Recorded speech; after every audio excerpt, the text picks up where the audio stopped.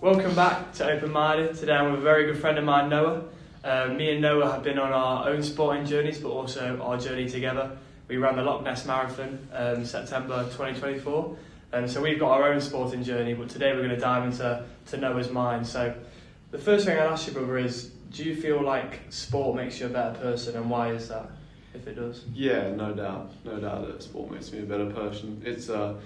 It's shone the light on so many different aspects of walking the earth in a sense, like starting from the beginnings when you're developing as a kid, no different, but to go run after a ball or hit a ball, or in my situation go whack a ball with a racket, and it's just it's opened my life up to so much in terms of meeting new people, understanding different cultures and things like that. So it's definitely made me a better person as a result of it, just to broadening my horizon. Awesome. Sure. Have you got like a favourite sporting memory at all?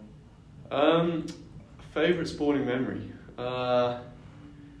Probably when I was a kid, actually playing cricket, which wasn't my main sport. But sort of thinking about like something that truly like sent me to the moon and back with joy was probably hitting a few runs in cricket, which I always struggled to do. I was a bowler, so being able to smack a few over the boundary was quite fun, and something that my dad's always been really good at. So as a kid I was always going out to my dad's games, and to be able to sort of put that motivation into my own cricketing ability was quite good, something that I wasn't the best at compared to other sports that I dived into. So that was quite fun. And then a lot of things more in terms of maybe getting over that finish line in the Loch Ness. Yeah, I know. So the last 5 kilometres were tough for you, mate. Yeah, with you screaming me on the sideline, that was good. So I think they're all so different and incomparable. So I think I've had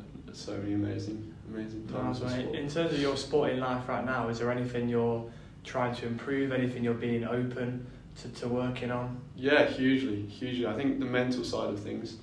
I played tennis to a high level, and now after taking a few years off to create a bit of distance and space, and it's given me a greater understanding of the importance it holds to me in my life. And now that I'm coming back into that sort of more let's say elite environment, I'm really trying to push myself to go out of my comfort zone, to be able to dive into areas of my game that maybe a few years ago I wouldn't have had the ability to accept that those weren't things that I was the best at, and being able to take different points of knowledge and things on board like that, and really seeking help rather than figuring out on my own is something that I think I shied away from before. So I think going out and trying to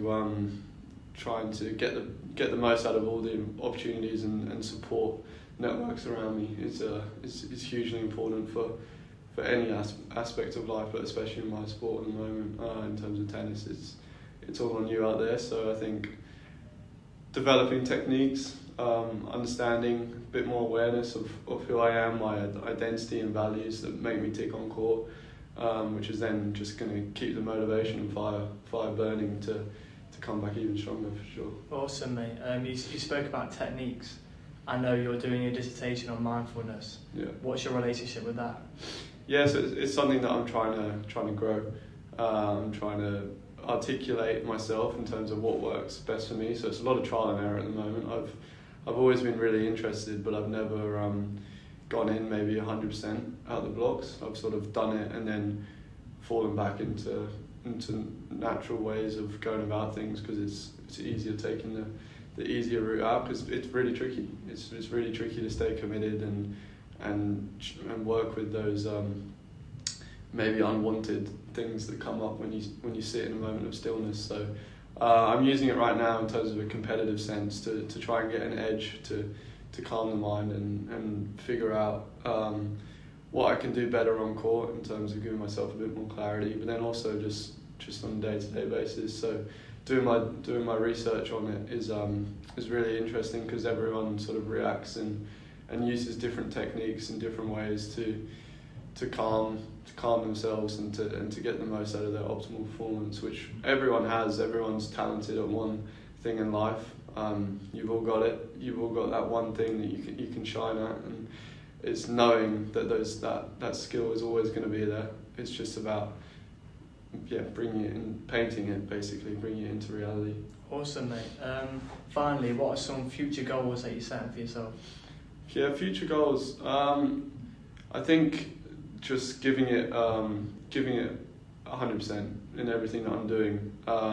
So at the moment, it's finishing up a degree whilst getting back into the flow of things on a tennis court. But a huge one is to not go through my sporting career, which is still a very young career in itself, with any regrets. So I really want to go out there and chase as much as possible. Make my younger self proud. That's the main thing. Whether that, whether it contributes to achieving all my dreams as a little tennis fanatic or not. It's just knowing that I did it and tried is the main thing at the moment. So putting myself out in uncomfortable positions again and being vulnerable on a tennis court and hopefully good things can come from it. So, brilliant, mate. Well, thank you for opening up, man. Thank you for coming open-minded. It's been Noah Wheen, open-minded. Thanks for watching. Cheers.